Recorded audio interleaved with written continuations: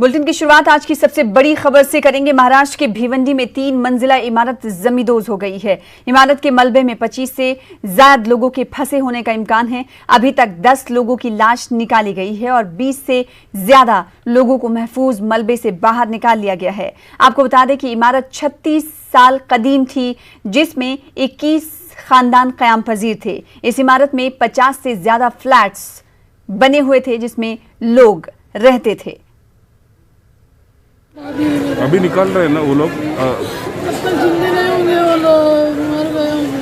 3 बजे से गिरे। कितने सालों से रहते थे यहाँ पे? 1.5 साल हो गया। मेरे भाई वो तो बहुत दिन से रहता, 15-20 साल से। मेरे बिल्डिंग में 1.5 साल से आया है। मैं गाँव में थी, अब भी आई सुबह सुबह। बहन की तबीयत खराब है, मम्मी के पास गई थी। जैसा उतरी वैसा मालूम पड़ा है। 3 बच्चे, उसके छोटा लड़का है। भाई ऐसे ही आया था मिलने के लिए, छोटा वाला, वो भी बड़े भाई के पास। मेरे घर पे सोया था परसों, आज यहाँ सोया बोलते हैं। और इस खबर पर मजीद अपडेट लेंगे। इस वक्त रेस्क्यू ऑपरेशन कहां तक पहुंचा, जानने की कोशिश करेंगे। अनवारुल हक हमारे साथ भिवंडी से जुड़ रहे हैं। अनवारुल हक, अब तक तो 10 लोगों की लाशें निकाली गई हैं, वहीं रफ्ता रफ्ता जो बचने वाले लोग हैं अस्पताल में भी उन्हें दाखिल कराया जा रहा है। कितने लोगों को अब तक निकाला जा चुका है जो हयात हैं, क्या कुछ तफसीलात? अब तक जो हयात है उन टोटल 13 लोग निकाले जा चुके हैं जी, और 10 जो थे उनकी डेथ हो गई। 13 अब तक जिंदा निकले हैं। उनको भिवंडी के इंदिरा गांधी अस्पताल और थाना के कलवा अस्पताल में शिफ्ट किया गया, जिनको चोट भी लगी है। कुछ जख्मी हालत में निकाले गए। बाकी और भी अंदर अभी कुछ लोग मौजूद हैं, क्योंकि 3 मंजिला इमारत थी। ग्राउंड फ्लोर पे पावर लूम था। पहले मंजिला पर, दूसरे और तीसरे पर लोग थे। अभी जो काम हुआ है, एनडीआरएफ की टीम और फायर ब्रिगेड वगैरह सेकंड यानी दूसरे मंजिले तक पहुंचे हैं। दूसरे मंजिले के लोगों को अभी तक के निकाला जा चुका है इसमें से।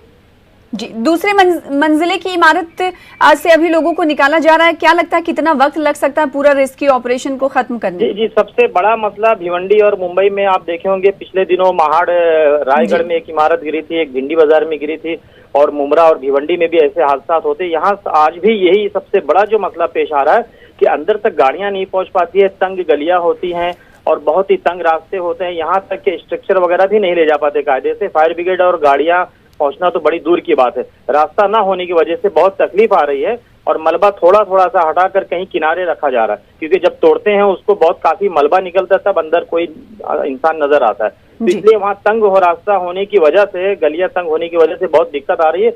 मुझे लगता है कि दोपहर के करीब 2 बजे तक के ये लोग फाइनल रिपोर्ट दे देंगे कि आप कोई है या नहीं अंदर। जी, अनवारुल हक, क्या ये पता चल पाया है कि अब तक कितने लोग दबे हुए हो सकते हैं? क्योंकि डेड बॉडी भी निकाली जा चुकी है, बाकी जो अस्पताल उन्हें पहुंचाया जा चुका है 13 लोगों को आपके मुताबिक। ऐसे में कितने लोग अभी बता रही है इंतजामिया की, कितने लोग और अभी इस बिल्डिंग के मलबे के नीचे दबे हुए होंगे? देखिए, इंतजामिया की तरफ से 10 हलाक और 13 ये तो टोटल 23 लोग बताया गया है, कि जबकि अंदर से लोगों का कहना है कि 30 से 35 लोग थे। यानी एक अंदाजे के मुताबिक 10 से 12 लोगों के और अंदर होने की उम्मीद है।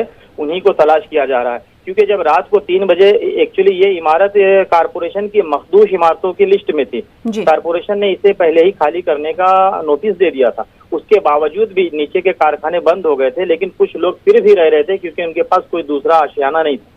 लेकिन जब इमारत गिरने से कुछ देर पहले, यानी रात 3:20 पर पूरी तरह से ढह गई। 3 बजे क्या हुआ कि 3 बजे जब कुछ आहट लगी, कुछ हिस्सा गिरने लगा, तो मकामी नौजवानों और कुछ लोगों ने दरवाजा खोलकर लोगों को जगाना शुरू किया।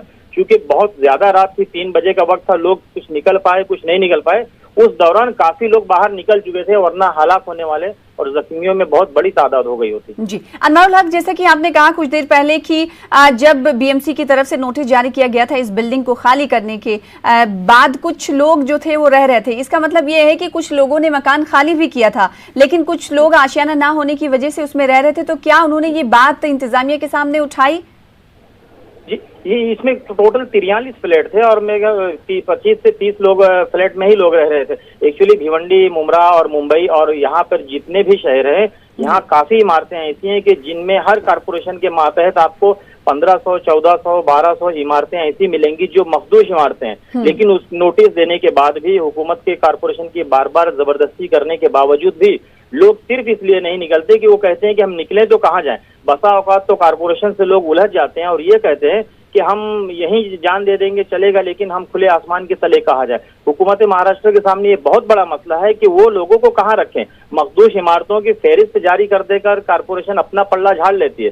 लेकिन उसके रहने वाले मकीनों का इंतजाम भी करना ये हुकूमत की जिम्मेदारी है, लेकिन हुकूमत ऐसा कर नहीं पा रही यहाँ पे। जी, तो हुकूमत के सामने ये मसला दरपेश है, क्योंकि हम ये देखते हैं अक्सर मुंबई और मुंबई से सटे हुए इलाकों में मखदूश इमारतें, जो जर्जर इमारतें रहती हैं, वो ढह जाती हैं और इससे खासा नुकसान होता है। ना सिर्फ इमारतें बल्कि ब्रिज भी कई ढहते हुए हमने देखे हैं, रेलवे स्टेशन भी इसी तरह के ब्रिज ढह जाते हैं जिसमें खासा नुकसान होता है। लेकिन अब सवाल ये उठता है कि सरकार को जब मालूम होता है कि ये जर्जर इमारतें हैं, गिर जाएंगी, बरसात होगा तो गिर जाएंगी, तो आखिर खातिर खा इक़दाम सरकार की तरफ से क्यों नहीं किए जाते? जो उस मकान में रह रहे होते हैं, बिल्डिंग में रह रहे होते हैं, आखिर उन लोगों के लिए मुतबादिल आशियाना क्यों नहीं ढूंढा जाता और क्यों उन तमाम लोगों पर दबाव नहीं बनाया जाता ताकि उनका जानो माल बच सके? अनवरुल हक, जैसा कि आपने कहा कि 13 लोग हैं जिन्हें रेस्क्यू कर अस्पताल में दाखिल करा दिया गया है, उनकी हालत कैसी है? क्या ज्यादा जख्मी तो नहीं?